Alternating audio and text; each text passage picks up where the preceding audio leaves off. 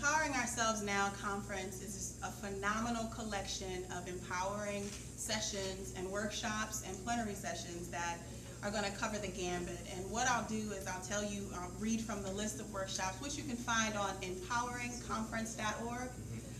These workshops cover everything from a youth talk. Every single workshop is youth friendly.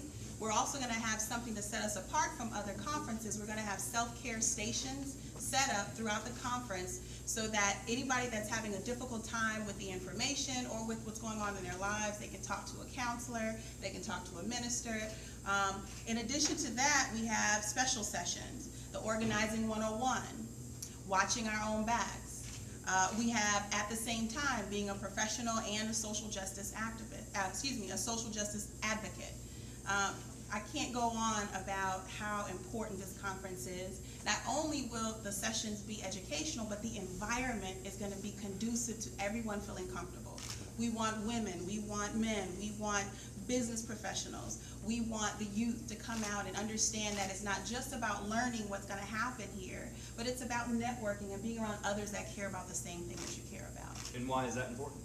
It's important because it takes a lot of energy to live in a society that doesn't like you.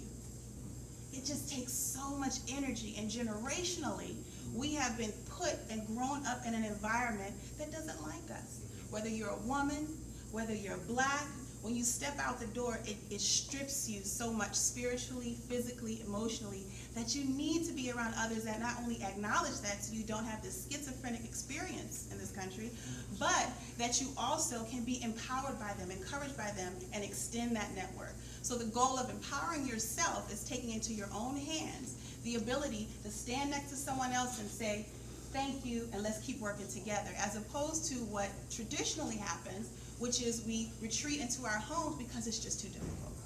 I hope that answered your question. Yeah. And is that what you hope people get out of it? Empowerment, education, all of the above? All of the above. I think collectively we all agree on one thing, that we need to be even more empowered, and we need to be encouraged about the experience of being empowered.